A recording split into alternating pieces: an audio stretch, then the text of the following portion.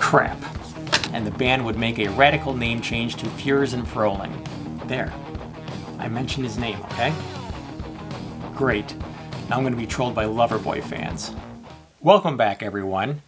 Well, this summer went by fast, but I did make time to listen to a few more Prog albums. I know you're all clamoring to find out what they are.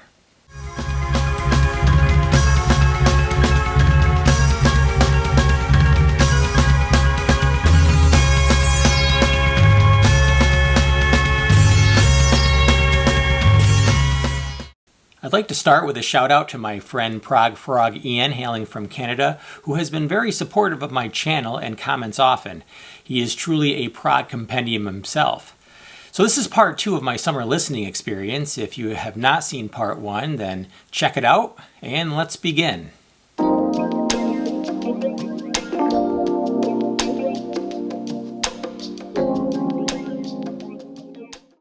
Modern Music is Be-Bop Deluxe's 4th overall album, and second with a 4-piece lineup since the addition of keyboardist Andy Clark.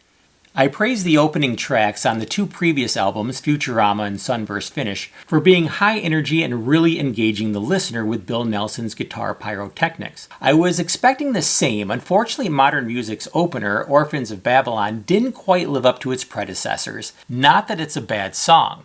In fact, I felt like it took a couple of songs for it to hit its stride.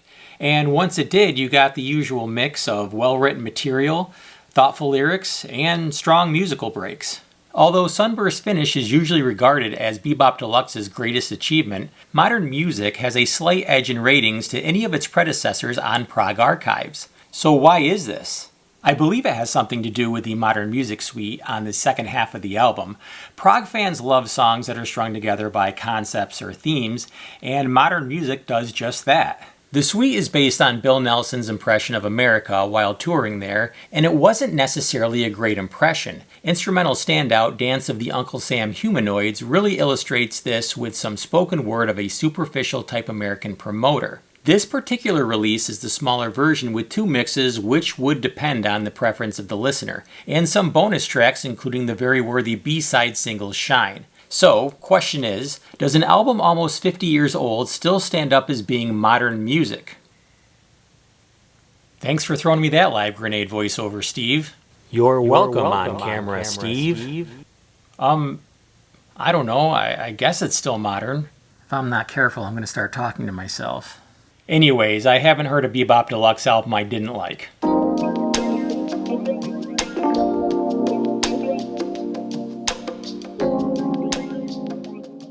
Joy of a Toy, Kevin Ayers' debut solo album, would be a hard act to follow, but Shooting at the Moon proves that Joy of a Toy was a hard act to follow. This would be the only Kevin Ayers studio album that was an actual band effort called The Whole World. Contrary to what the misleading name suggests, everyone in the whole wide world did not contribute to this album. In fact, only 4 others besides Ayers and the human population were in the band. David Bedford would return from the previous album handling mostly keyboards, and wait a second, is that the Tubular Bells guy? It is! I love it when I learn things from my channel that everyone else watching already knows about. So let's talk about this album. At its best, Shooting at the Moon sounds like early Frank Zappa and the Mothers of Invention, and perhaps Lou Reed's Velvet Underground. At its worst, it becomes experimental garbage. Let me break from the script for just a moment, people. I'm usually not harsh on the albums that I talk about, but what makes Shooting at the Moon particularly disappointing to me was I think that Joy of a Toy was such a great debut for Kevin Ayers. And Shooting at the Moon actually started out in a similar way, with whimsy and cleverness with the song May I. Ryan Hart and Geraldine's a pretty good song as well. But by the time you got to the 4th track, which was Pisser Dan's Un Violin, that is actually French. It translates directly into in a violin. And what that means is if you're like talking to a wall or you're wasting your breath on someone who just doesn't understand what you're saying. This turns out to be like an 8-minute endurance test of basically, to me, just noise. And if you want to be nice about it, you can call it musique concrète or avant-garde or something of that nature. But to me, it was kind of just a waste of time. The song after that was The Oyster and the Flying Fish, which my daughter actually liked because it's a very childlike song. And then it goes into another 4-minute experimental song called Underwater. 30% of this album, more than 30%, is this kind of experimental stuff that I just didn't really care for. The album finishes a little stronger, but overall, compared to the first album, I felt like this one was kind of weak.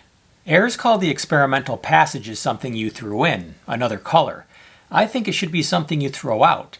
Kevin Ayres and the whole world would even open for Pink Floyd at Hyde Park in 1970. David Bedford described the performance as atrocious due in part to the band being out of tune. I found it interesting that Prog Archives rated Shooting at the Moon higher than any of the other Kevin Ayres albums. However, AllMusic gave it only 2 out of 5 stars. I would have to agree with AllMusic on this one.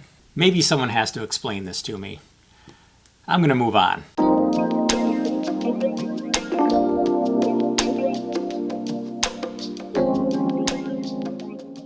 Polyphony was an American prog band that had risen from the waves of Virginia Beach. Keep in mind they weren't the only notable prog band that came from the state of Virginia. Happy the Man also hailed from the same state, forming soon after. Polyphony was a very short-lived band and there is not a lot of information out there. Even the liner notes in the CD contradicts the release date of the album, either being 1971 or 1972. Wait. Was this album produced by Chuck Taylor, the shoe guy? That guy can do anything. Polyphony is a 5-piece band with Glenn Howard on guitar, Martin Ruddy on bass, Craig Massey on keyboards, and 2 percussionists, Christopher Spong on drums, and all other percussion handled by Chatty Cooper. You can't get a word in when that guy's in the room. Without Introduction only consists of 4 songs over a 37-minute span.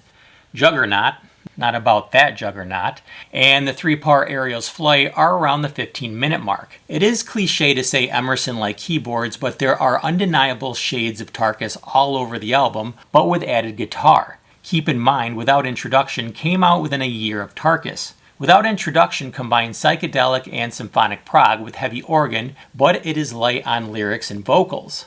40-Second Thing in 39 Seconds is a fun mini-moog experiment that was used to pad out the first side of the album, but clocks in at 1 minute 7 seconds. Crimson Dagger finishes the album strong. Polyphony was so big in Virginia Beach that is all anybody ever talked about there. In fact, my wife lived in Virginia Beach for a short time, so let me ask her about it. Honey, how often did you hear about Polyphony when you lived in Virginia Beach? Like never? Okay. I still highly recommend their album. Thank you for watching. Don't forget to like and subscribe, and I will see you in the next video.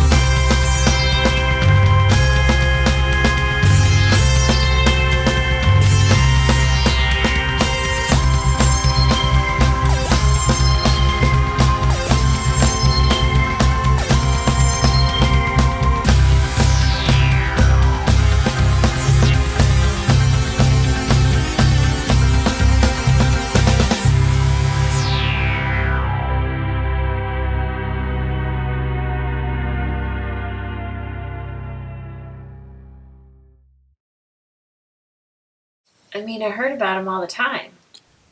That's better.